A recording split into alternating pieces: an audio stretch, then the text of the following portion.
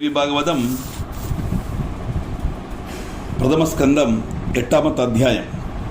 ഋഷയവൂചുഃ സന്ദേഹോത്ര മഹാഭാഗ കഥായാം തു മഹാത്ഭുതഃ വേദശാസ്ത്രപുരാണൈശ്ച നിശ്ചിതം തു സദാ ബുധൈഃ. മഹാഭാഗ, எங்களுக்கு இந்த கதையில் சந்தேகமும் அற்புதமும் தோன்றுறது. வேதங்களும் சாஸ்திரங்களும் புராணங்களும் வித்வான்மாரும் எப்பொழுதும் உறப்பிச்சு சொல்றா என்ன தெரியுமா? பிரம்மா விஷ்ணுஷ்ச ருத்ரஷ்ச த்ரயோ தேவா சனாதனாஹ நாதः பரதரம் கிஞ்சித் பிரம்மாண்டேஸ்மின் மகாமதே. பிரம்மா விஷ்ணு சிவன்கிற 3 தேவன்மாரும் நித்தியரானந்தும் அவருக்கு உபரியாய் பிரம்மாண்டத்தில் வேறொன்றும் இல்லைன்னு தானே வேதம் சொல்றது. பிரம்மா சிருஜதி லோகான் வை விஷ்ணு பாத்யகிலம் ஜெகதி ருத்ர சம்ஹரதே காலே த்ரயேதேத்ர காரணம். பிரம்மா லோகத்தை சிருஷ்டிக்கிறார், விஷ்ணு அகிலங்களையும் பரிபாலிக்கிறார், ருத்ரன் யதாகாலம் சமகரிக்கிறார். இந்த 3 பேரும் தானே சிருஷ்டி சம்ஹாரங்களுக்கு காரணமா இருக்கா. அதனால ஏகமூர்த்தி ஸ்திரயோ தேவா பிரம்ம விஷ்ணு மகேஸ்வராக ரஜசத்வ தமோபிஷ்ச சம்யுக்தா காரியகாரகாக. ஆனா இப்போ ஒரே மூர்த்தி தானே ரஜஸ்வத்வ குணத்தோடு கூடி பிரம்மா விஷ்ணு மகேஸ்வரபேன 3ஆய் பிரிஞ்சு சிருஷ்டித்ததா சம்ஹாரங்கள்லாம் நிர்வகிக்கிறா. தேஷா மத்தியே ஹரிஸ்ரேஷ்டோ மாதவ புருஷோத்தமா ஆதிதேவோ ஜெகநாத சமர்த்த சர்வகர்மசு. இந்த 3 சிரேஷ்டன் புருஷோத்தமனும் மாதவனுமாய ஹரிதான். ஆதிதேவனும் ஜெகந்தனாயும் அவர் சர்வ கர்மங்களிலே சமர்த்தனாக இருக்காரு. நானிய கோபி சமர்த்தோஸ்தி விஷ்ணோ அதுல்ய தேஜசா சகதம் ஸ்தாபித சுவாமி விவசோ யோகமாயா. அதுல்ய தேஜஸோடு கூடிய விஷ்ணுவை போல சமர்த்தனான வேற யாரும் கிடையாது. சுவாமியான அந்த விஷ்ணு விவசனாய் யோகமாய்க்கு அதீனமாயி எப்படி அவர் நிதிரையெல்லாம் ஆனார். எப்போ காரியம் நடக்கிறது விஷ்ணுவை வச்சு, அதனால விஷ்ணுவுக்கு பிராதானியம் கொடுத்து சொல்றார் பிரம்மதேவன். அவ்வளவுதான். குவகதம் தஸ்ய விஜானம் ஜீவதச்சேஷ்டிதம் குதஹ சந்தேகோயம் மகாபாக கதயஸ்வ யதா சுபம். எங்க போச்சு விஷ்ணுனுடைய விஜானம், எங்க போச்சு அவருடைய ஜீவச்சேஷ்டகள், இதற்கு சம்சயம் உண்டாக்குறதே, இதனுடைய தெற்றும் சரியும் நீங்கள் சொல்லித்தரணும். அப்படி சொல்ல காசாசக்தி புரா புரோக்தா யயா விஷ்ணுர் ஜித பிரபு குதோ ஜாதா கதம் சக்தா காசக்திர்வத சுப்ரதா. பிரபுவான விஷ்ணுவை போலும் ஜெயிச்சதாய் நீங்கள் சொன்னே, அந்த சக்தி என்னவாக்கும்? சுப்ரதா, அந்த சக்தி எங்கிருந்து உண்டாச்சு, எப்படி சக்தியாச்சு, எதாக்கு அந்த சக்தி, இதை எனக்கு கொஞ்சம் எங்களுக்கு விவரித்து சொல்லித்தரணும் அப்படின்னு கேட்க, ஏஷ்டு சர்வேஸ்வரோ விஷ்ணுர் வாசுதேவோ ஜெகத்குரு பரமாத்மா பர ஆனந்த சச்சித ஆனந்த விக்கிரகா சர்வகிருட் சர்வபுத் சிருஷ்டா விரஜ சர்வக சுஜி சகதம் நித்ரயா நீத பரதந்திர பராத்பரஹா. ஜெகத்குருவும் சர்வேஸ்வரனும் பரமாத்மஸ்வரூபனும் பரமானந்தனும் சச்சிதானந்த மூர்த்தியும் சகலத்துக்கும் கர்த்தாவும் பர்த்தாவும் சிருஷ்டாவும் நிர்மலனும் எங்கும் நிறைஞ்சவனும் சுத்தனும் பராத்பரனும் வாசுதேவனுமாய் அந்த விஷ்ணு எப்படி பரதந்திரனாய் நித்ரைக்கு அடிமைப்பட்டார். எல்லாத்தையும் சிருஷ்டிக்கிற பரபிரமமாச்சே, அவர் சுதந்திரன் அல்லவா, பரதந்திரன் அல்லவே. அப்படி இருக்கும்போது எப்படி நிதிரைக்கு அடிமைப்பட்டார்? நிதிரைக்கு அடிமைப்பட்டா அவர் பரதந்திரன் ஆயிடுறாருல, வேற சக்தி அடிமைப்படுறாரு இல்லையா, அது எப்படி சாதிச்சது அப்படின்னு மகர்ஷிகள் கேட்க, ஏததாச்சரிய பூதோகி சந்தேகோ நப்பரந்தபா சிண்டி ஞானாசினா சூத வியாச சிஷ்ய மகாமதே. இதுதான் நீங்கள் அற்புதப்படுத்துறது, அதுகொண்டு எங்களுக்கு சந்தேகமும் வருது. பரந்தவா வியாசசிஷ்ட மகாமதி மனசுதா, எங்களுடைய சந்தேகம் உங்களுடைய ஞானமாகப்பட்ட ஆயுதம் கொண்டு சேதிச்சாலும் எங்களுடைய சந்தேகத்தை தீர்த்தரணும்னு அர்த்தம். எங்களுடைய சந்தேகத்தை உங்களுடைய ஞானமாகப்பட்ட ஆயுதம் கொண்டு சேதிக்கணும் அப்படின்னு சொல்ல, அது மறுபடியும் சொல்றார். சூதோவாச்சா கசந்தேகம் தினத்யேனம் திரைலோகே சஜராஜரே முக்கியந்தி முனய காமம் பிரம்மபுத்ரா சனாதனாஹ. சதாச்சாத்மா திரைலோகத்தில் ஆறு இந்த சந்தேகம் இல்லாதாக்கும். பிரம்மபுத்திரன்மாரும் நித்தியன்மாருமான சனகாதி முனிகள் போல இக்காரியத்தில் அக்ஞராக்கும். அதனால நாரத கபிலச்சைவ பிரஸ்னேஸ்மின் முனி சத்தமாக கிம்ரவீவி மகாபாகா துர்கடேஸ்மின் விமர்சனே. முனிஸ்ரேஷ்டன்மாரே, நாரதனும் கபிலனும் இந்த காரியத்தில் அக்ஞராக்கும் மகாபாகன்மாரே, துர்கடமான இந்த பிரச்சனத்தில் நான் எப்படி பதில் சொல்ல முடியும்?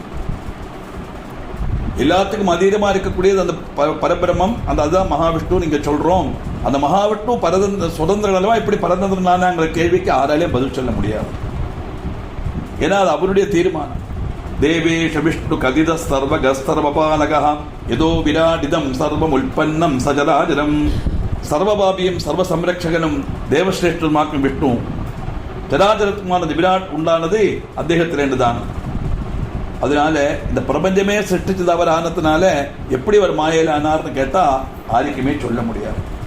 தே சர்வே சமுபாசந்தே நத்வா தேவம் பராத்பரம் நாராயணம் ரிஷிகேஷம் வாசுதேவம் ஜனார்தனம். நாராயணனும் ரிஷிகேஷனும் வாசுதேவனும் ஜனார்தனும் பராத்பரனுமான அந்த தேவனை தேவன்மாரெல்லாம் நமஸ்கரிச்சு உபாசிக்கிறார். அதனால ததா கேச்சின் மகாதேவம் சங்கரம் ஷடிஜேகரம் திரிநேத்திரம் பஞ்சபக்திரம் ஜ சூலபாணிம் ரிஷத்வஜம். அப்படி செலவா சந்திரகலாதரனும் திரிநேத்திரனும் பஞ்சமுகனும் சூலபாணியும் ரிஷத்வஜனும் மகாதேவனுமாய் சங்கரனை உபாசிக்கிறான். கொஞ்சம் பேர் தேவன்மாரெல்லாம் மகாவிஷ்ணுவை உபாசிக்கிறான், செலவா சங்கரனை உபாசிக்கிறான். அதுபோல ததா வேதேஷு சர்வேஷு கீதம் நாம்னா த்ரியம்பகம் கபர்தினம் பஞ்சபக்திரம் கௌரி தேகார்த்ததாரிணம்.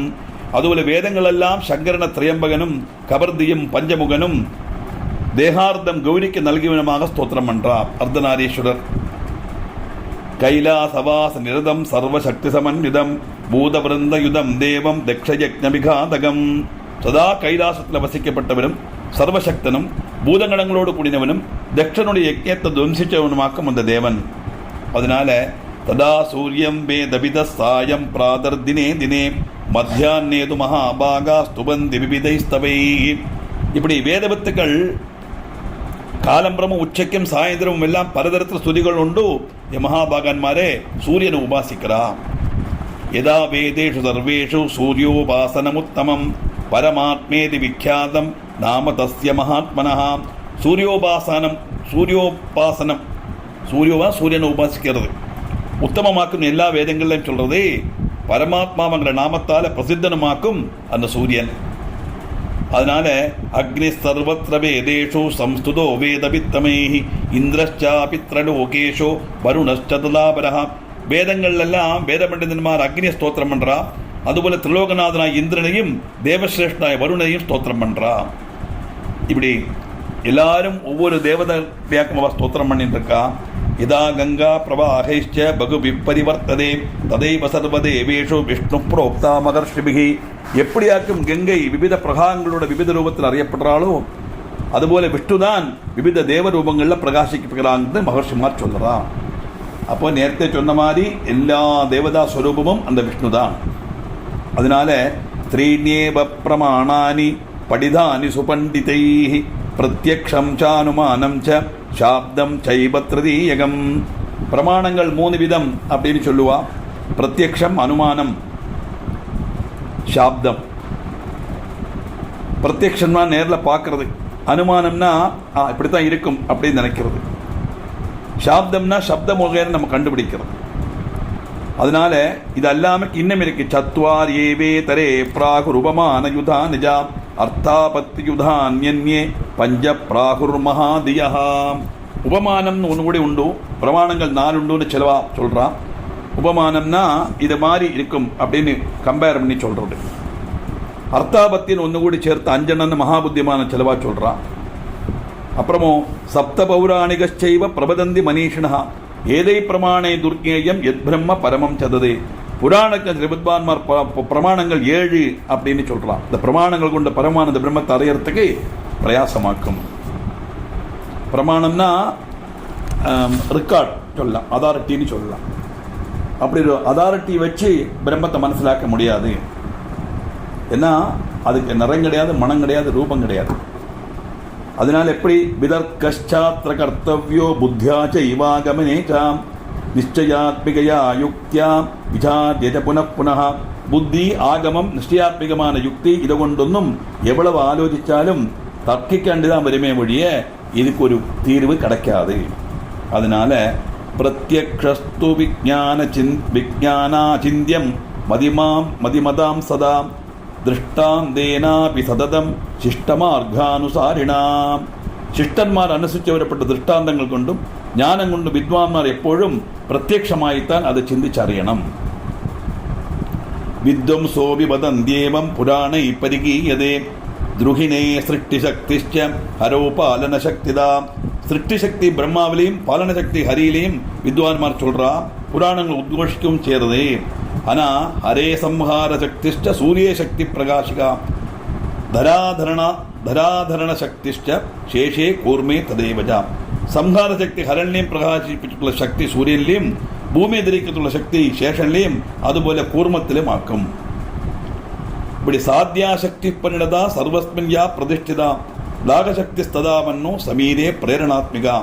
ലാഗശക്തി വന്നിയിലെയും പ്രേരകശക്തി വായുവിലെയും അടങ്ങിയിരിക്കും. എല്ലാത്തിലും അടങ്ങിയുള്ള ശക്തി ആദിശക്തിയുടെ രൂപാന്തരമാക്കും.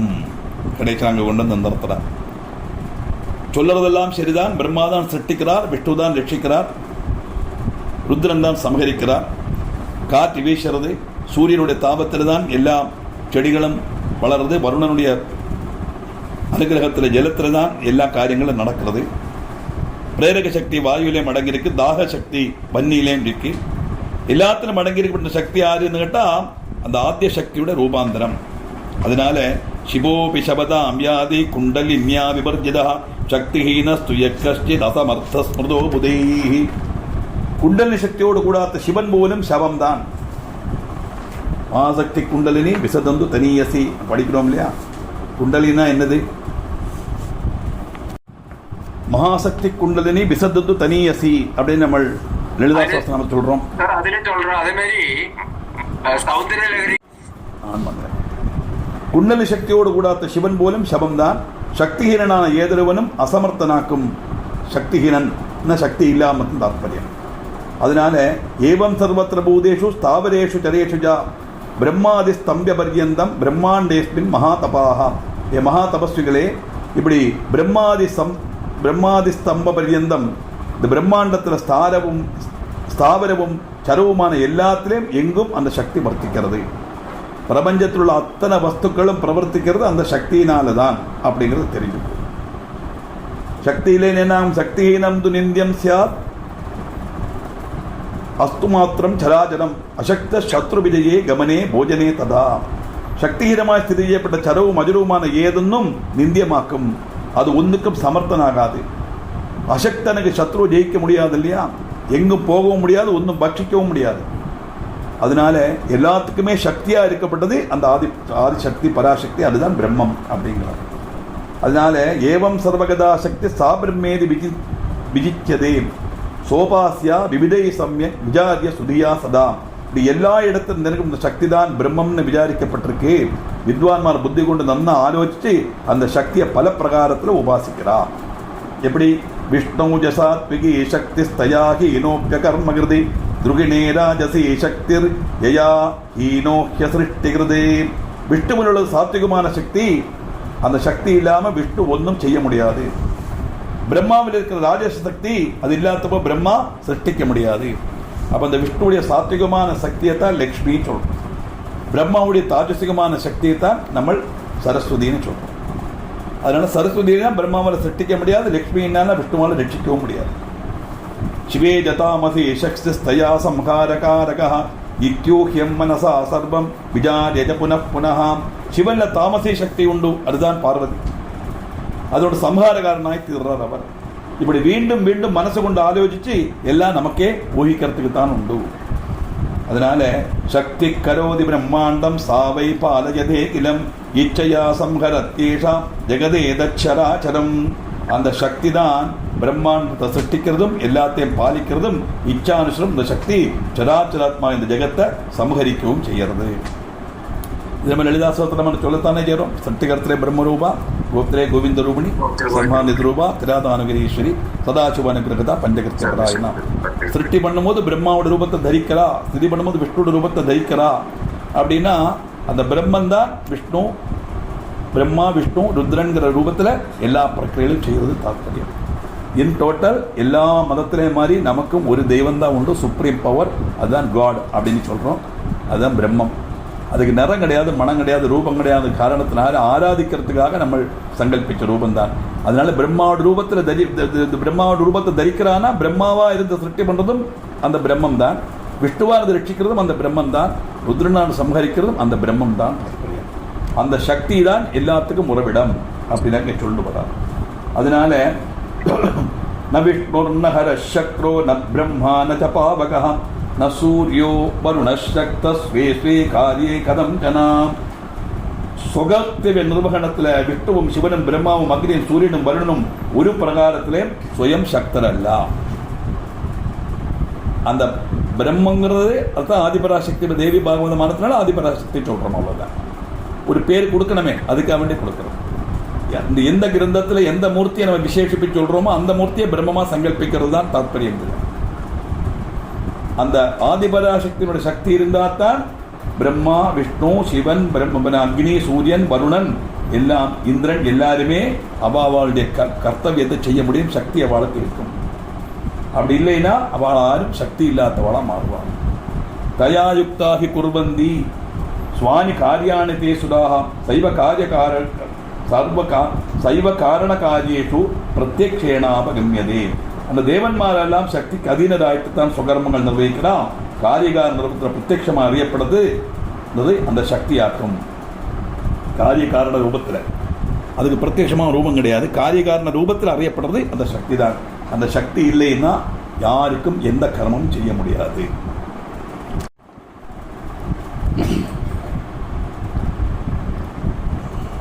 சகுணா நிர்குணா சாது யுதா புரோக்தா மனிஷிபிஹி சகுணாராகிபிஹி சேவ்யா நிர்குணாதுபிராகிபிஹி. அந்த சக்தி சகுணையும் நிர்குணையும் ரெண்டு விதத்தில் உண்டு வித்வான்மார் சொல்றான். சகுணைன்னு சொன்னா சத்துவம், ரஜஸ், தமஸ் 3 குணங்களோட நம்மளை மாதிரி மனுஷ ரூபத்தில் இருக்கப்பட்ட சுரூபம். அதுதான் காஞ்சி காமாட்சி, மதுரை மீனாட்சி, காசி விசாலாட்சி, மகாவிஷ்ணு, குருவாயூரப்பன், கணபதி, எந்த ரூபத்தை வேணா நீங்க எடுத்துக்கோ. நிர்குணம்னு சொல்லியாச்சுன்னா குணத்துக்கெல்லாம் அதீதமான. நிர்குணம்னா குணம் இல்லாததுங்கிற அர்த்தம் அல்ல, வாக்கிய அர்த்தமா எடுக்கப்படாது. சகுணா நிர்குணா ஏனமஹா லலிதாஸ்வரம் அர்ச்சனை பண்றோம். குணம் இல்லாதவள் சொல்ல முடியுமா அம்பாளை போய்? குணத்துக்கெல்லாம் அதீதமானது. குணத்துக்கெல்லாம் அதீதமானது என்னது? அந்த பிரம்மம். சத்துவம், ரஜஸ், தமஸ் 3 குணத்தோடு உள்ளதான் மாயைக்கு உள்ள வஸ்துக்கள். அதுதான் நம்மளை மாதிரி மனுஷ ரூபத்தை நம்ம சங்கல்பிக்கிறோம். ஆனால் நிர்குணம்னா ஒரு பவர், எலக்ட்ரிசிட்டி மாதிரி. நான் சொன்னேனே, கண்ணால் பார்க்க முடியாது, காதால் சப்தம் கேட்க முடியாது, மூக்கால் மணந்து பார்க்க முடியாது, நாக்கால் நக்கி பார்க்க முடியாது, கையால் தொட்டு பார்க்கவும் முடியாது. அதே மாதிரி ஒரு சுப்ரீம் பவர் தான் அது. அதனால இந்த சக்தியை சொல்கிறோமே, அந்த பிரம்மத்தை, அதுக்கு 2 விதமான ரூபம் உண்டு. சகுண ரூபம் உண்டு, நிர்குண ரூபமும் உண்டு. அது ரெண்டும் அவாதான். சகான்மார் ஆசிரிக்கிற சக்தி தான் சகுணம். நிஷ்காமன்மார்க்கு உபாசிக்க வேண்டியது நிர்குணம். சிம்பிளாக சொல்லணும். சகாமன்னா பலேட்சையோடு நம்ம பண்ணப்பட்டது. எல்லாருமே அதைத்தானே செய்கிறோம் இல்லையா? நம்ம எந்த இடத்துக்கு கோயிலுக்கு போகணும், என்ன செய்தாலும் ஏதாவது ஒரு டிமாண்டை மனசில் வச்சுட்டு தானே போவோம். எல்லாமே ஒன்றுமே கிடையாது. நமக்குள்ள டிமாண்டு அன்லிமிட்டடாக லிஸ்ட்டு போயிட்டே இருக்கும். தொடக்கத்திலேருந்து ஆദ്യം குழந்தை, அப்புறம் கல்யாணம், அப்புறம் அவனுக்கு கல்யாணம், அவனுக்கு குழந்தை, இப்படி போயிட்டே இருக்கும். நெவர் எண்டிங் ப்ராசஸ் அது. ஸோ தாற்பயம் என்னன்னா, சாதாரண புக்தி, முக்தி இது 2 சொல்லுவாங்க. புக்தினா பிறந்ததுலேருந்து சாகர வரைக்கும் நமக்கு தேவையான வஸ்துக்கள்லாம் புக்தி. மரணானந்தம் கிடைக்கப்பட்டது முக்தி. அப்போ புக்தியை ஆகிரகிக்கிறவாள்லாம் சகுண உபாசனை பண்ணுவா, முக்தி ஆகிரகிக்கிறவா நிர்குண உபாசனை பண்ணுவான். ரெண்டுமே பிரம்மத்தினுடைய ரூபம் தான் வித்வான்மார் சொல்றா. அதனால தர்மார்த்த காம மோக்ஷானாம் சுவாமினி ஈசா நிராகுலாம் ததாதிவான் சிதான் காமான் பூஜிதா அபிதி பூர்வகம்.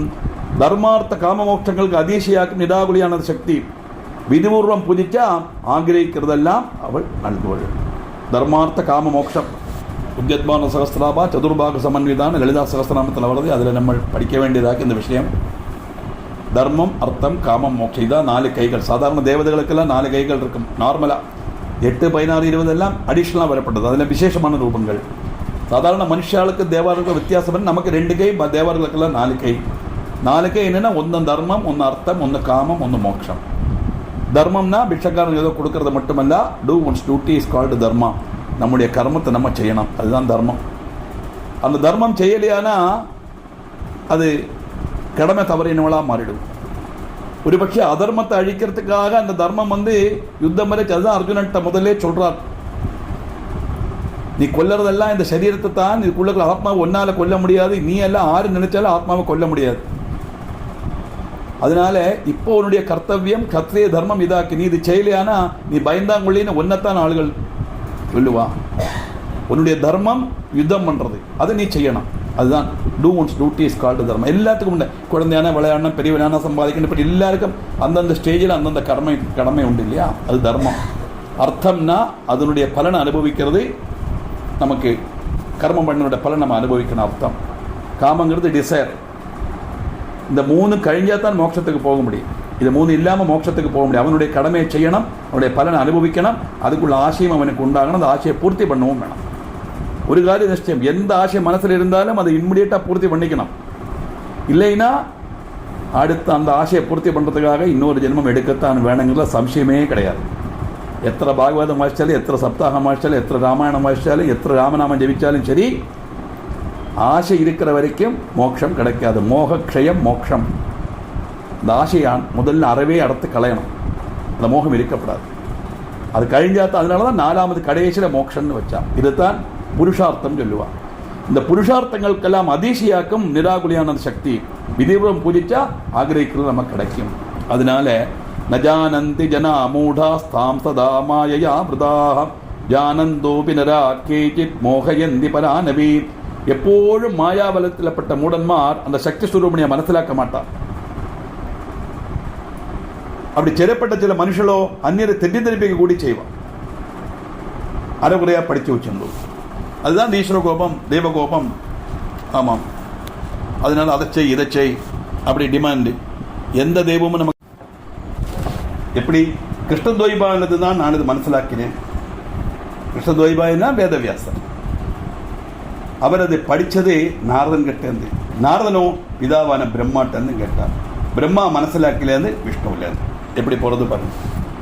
விஷ்ணு பிரம்மாவுக்கு சொல்லிக் கொடுக்க, பிரம்மா நாரதனுக்கு சொல்லித்தர, நாரதன் வேதவியாசருக்கு சொல்லிக் கொடுக்க, வேதவியாசர் எனக்கு சொல்லி தந்தார், அதை நான் இப்போ உங்களுக்கு சொல்லுறேன் அப்படின்னு சூதன் சொன்னதை நான் இப்போ உங்களுக்கு சொல்லுறேன். அவ்வளோதான் வித்தியாசம். வேற என்னது? இந்த பிரம்மன் தான் சத்தியம், ஜெகத் மித்யை. இதுதான் பேஸ். இதுக்குத்தான் இது தெரிஞ்சதான் இந்த பிரச்சனையே கிடையாது. அதுக்குத்தான் இவ்வளவு புராணங்கள், இவ்வளவு இதிகாசங்கள், இவ்வளவு காரியங்கள் எல்லாம் எல்லாத்துலேயும் வரப்பட்டு அதுதானே வருது. ஆனால் அது மட்டும் சொன்னால் ஆளுகளுக்கு மனசிலாகாதுங்கிற காரணத்தினால ஸ்ருதி ஸ்மிருதி புராணம் சொல்கிறோம் இல்லையா? அந்த ஸ்ருதி சத்தியமான வஸ்து சொல்லப்பட்ட வேதம் ஸ்ருதி. ஸ்மிருதிங்கிறது ப்ராக்டிக்கலாக அதை எப்படி தெரிஞ்சுக்கணுங்கிறதுக்கு நம்ம செய்யக்கூடிய காரியங்கள். அது இருந்தாலுமே ஒரு கதாபூர்வமாக சொன்னால் தான் இது மனசிலாகுங்கிற தாற்பயம். அதுக்குத்தான் அந்த கதைகள் எல்லாம் கொண்டு வருது. இப்படி இருக்க நஸ்ரோதவ்யம் நமந்திரவ்யம் அந்யேஷாம் பஜனம் புதைஹி சக்தி தேவ சதா சேவியா வித்வத்பிக்ருத நிச்சயைஹி. வித்வான்மார் மற்றுள்ளவரோட வாக்கு கேட்கையும் சிந்திக்கையும் செய்யணுங்கிறது கிடையாது. சந்தேகம் நிச்சய பண்டிதன்மார் சத்தியம் அறியறதுக்கு பராசக்தியை சதா உபாசிச்சா போரும். அந்த உபாசனையிலே அவளுக்கே அந்த ஞானம் கிடைக்கும். அதனால பிரத்யக்ஷம திருஷ்டவியம் அசக்தஸ்ய விஜேஷ்டிதம் அதர்வேஷு பூதேஷு ஞாதவ்யா சக்தி தேவகி. பிரத்யக்ஷமாயிட்டு பார்க்க கழியப்பட்டதும் சக்தி இல்லாதனோட சேஷ்டங்கள். அதனால சர்வபூதங்களும் குடிகொள்ளப்பட்டது அந்த சக்தி தான்ங்கிறது அறியணும். பிரத்யக்ஷமாயிட்டு நம்மளால பார்க்க முடியும் இல்லையா? சக்தி இல்லாதவனுடைய சேஷ்டங்கள். சக்தி இல்லாதவனுக்கு சேஷ்டங்களே இருக்காது. அதனால தெரிஞ்சுக்கணும், எல்லாத்துக்கும் அதீதமாக இருக்கிறது அந்த சக்தி தான். அந்த சக்தியுடைய இதுதான் எல்லாம் சேஷ்டையாகும் தாற்பயம். அதனால கேள்வி என்னவாக்கும், என்னத்தினாலேயாக்கும் விஷ்ணு இப்படி எல்லாம் சிருஷ்டி ஸ்திதி எல்லாம் செய்யப்பட்ட அந்த பரபிரம்மம் விஷ்ணுவா இருக்கப்பட்டவர் நினைச்சிருக்கோமே, அந்த விஷ்ணு ஏன் இப்படி யோக நிதிரையில போனார் நல்லா கேட்கிறார். அந்த விஷ்ணு யோக நிதிரையில போனது அந்த பிரம்மங்கிற சக்தியினுடைய சகயோகம் இல்லாத காரணத்தினால நிதிரைக்கு அதீனமாயிட்டார். எதுக்காக நிதிரைக்கு அதீனமாயிட்டார்னா அப்பத்தான் அந்த மதுகேடபா வந்து அந்த காரியங்கள் நடக்கணும் இல்லையா? கதைகள் வரணுமே. அந்த தத்துவங்களை தெரிஞ்சுக்கிறதுக்காக, அந்த வஸ்துக்களை சொல்லறதுக்காக சொல்லப்பட்ட காரியம். அப்படி சொல்லி நிறுத்தினார். இனி அவளுக்கு சம்சயம் தீரலை. ஒரு இடத்துலேருந்தும் அந்த ஏன்னா பிரம்மதேவன் பிரார்த்தனை பண்ணிட்டு இருக்கா இல்லையா? மதுகேடபா வந்துட்டு இருக்காளே, அவளை வதம் பண்ணமே. அப்படி சொல்லிட்டு இருக்க கொஞ்சம் கொஞ்சமாக அவளுடைய சரீரத்திலேருந்து அந்த நித்ராதேவி மாறி மதுகேடபலை வதம் பண்ணுறதுக்குள்ள தயாராகுங்கிறது தான் தாற்பயம். அது என்னங்கிறது 9வது அத்தியாயத்தில் பார்க்கலாம். இன்னைக்கு 6 லாஸ்ட்ல பாஷா